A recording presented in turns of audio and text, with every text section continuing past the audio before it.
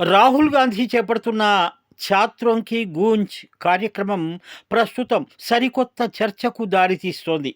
దేశంలోని పలు ప్రాంతాల్లో విద్యార్థులను ఉద్దేశించి రాహుల్ సదస్సులు నిర్వహిస్తున్నారు.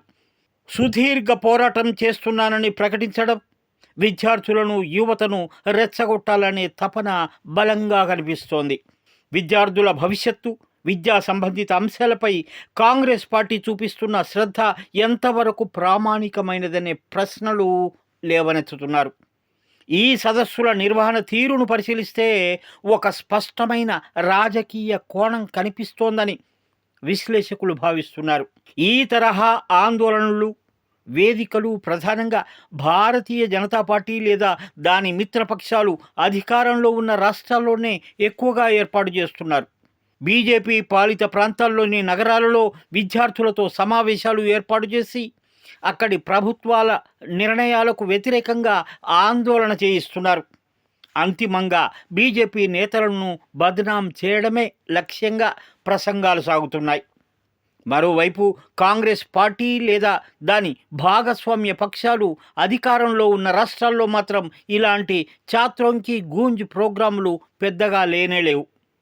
ఉదాహరణకు దక్షిణ భారతదేశంలోని తెలంగాణ, కర్ణాటక వంటి కీలక రాష్ట్రాలలో కాంగ్రెస్ ప్రభుత్వం ఉంది.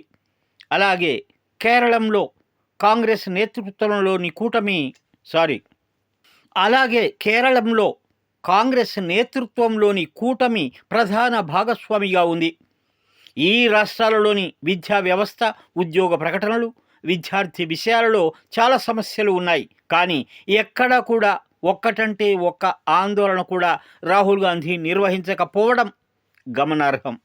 సొంత పార్టీలు అధికారంలో ఉన్న చోట విద్యార్థుల సమస్యలను పట్టించుకోవడం లేదు. కేవలం ప్రత్యర్థి పార్టీలు అధికారంలో ఉన్న చోటే నిరసన వేదికలు పెట్టి రెచ్చగొడుతున్నారు. తమ రాష్ట్రాల్లో అన్ని సక్రమంగా ఉన్నట్లు చిత్రీకరిస్తూ ప్రత్యర్థి రాష్ట్రాల్లో మాత్రమే విద్యార్థుల హక్కుల గురించి మాట్లాడడం రాజకీయ ప్రయోజనాల కోసమే. ఈ పరిణామాలను బట్టి చూస్తే రాహుల్ గాంధీ నిర్వహిస్తున్న ఈ కార్యక్రమాలు విద్యార్థుల సంక్షేమం లేదా విద్యారంగ సంస్కరణల కోసం కాదు, ప్రధానంగా బీజేపీకి వ్యతిరేకంగా రాజకీయం చేయడమే లక్ష్యంగా కనిపిస్తోంది. విద్యార్థుల పేరుతో రాజకీయ కుంపటి రాజేస్తున్నారు. జన్జీ పేరుతో సమాజానికి వ్యతిరేకంగా విద్యార్థులు, యువతను రెచ్చగొడుతున్నారు. అంతిమంగా కాంగ్రెస్ బలం పెంచుకునేందుకు ప్రయత్నం చేస్తున్నారు. Mind Media, the voice of India.